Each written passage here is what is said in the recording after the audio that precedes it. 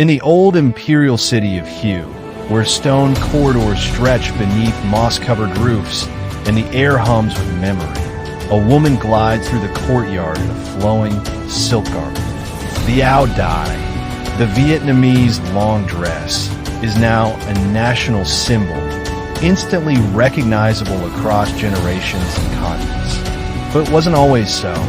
To understand the origins of the Ao Dai is to journey back nearly 3 centuries to the court of Lord Nguyen Phuc Khoat in the mid-18th century. In 1744, seeking to distinguish the southern kingdom of Dang Trong from its northern counterpart and from lingering Chinese influence, Nguyen Phuc Khoat issued a royal decree. All men were to wear trousers and long gowns with standing collars. Women were to wear a 5-panel dress, what would eventually evolve into the Ao Dai. The early wearers of this dress did not walk the runways or appear in photographs.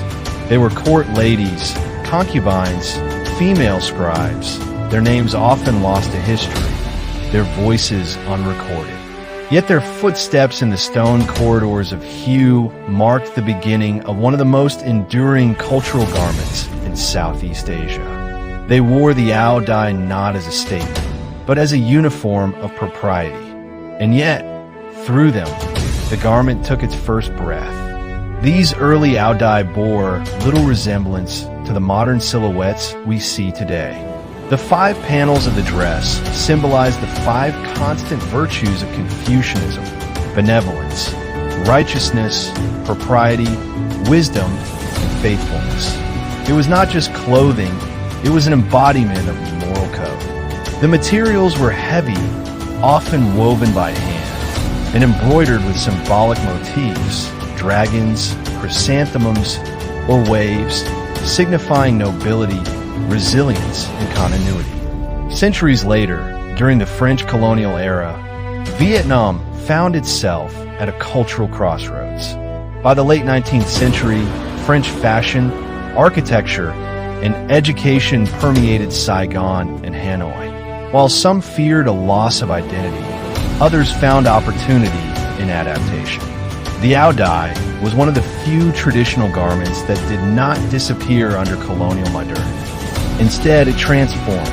In the 1930s, a Vietnamese painter named Nguyen Phuc, also known as L'Amour, reimagined the Ao Dai using principles of Western tailoring. He narrowed the fit, lowered the collar, added darts to contour the body, and introduced softer, lighter fabrics.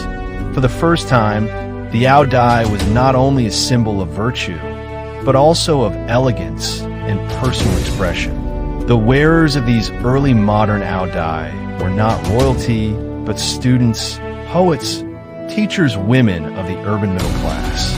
Girls from the Dang Trong School in Hue or Lycée Marie Curie in Saigon walked the streets in white Ao Dai, a sight that would become iconic in Vietnamese memory. These young women turned the Ao Dai into a cultural bridge, wearing it to declare both their Vietnamese identity and their readiness to engage with a changing world.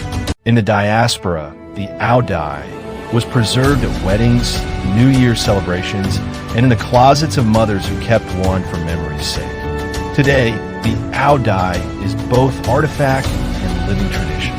Designers such as Thuy Nguyen and Song Tri have reintroduced it to international fashion audiences, combining traditional motifs with avant-garde aesthetics. Yet despite this reinvention, its essence remains untouched. The Ao Dai tells a story not only of Vietnam, but of cultural survival. Its lineage stretches from the imperial court, through the colonial classroom, onto the modern catwalk, and into the everyday lives of Vietnamese women across the globe. In an era of global fashion, where identities blur and borders soften, the Ao Dai stands as a quiet assertion that tradition can evolve without being erased, and that cultural heritage, when worn with purpose, can still speak powerfully of who we are and where we come from. We may never know the names of the first women who wore the Ao Dai, but through fabric and form, their legacy endures. not in marble statues or monuments, but in thread, movement, and memory.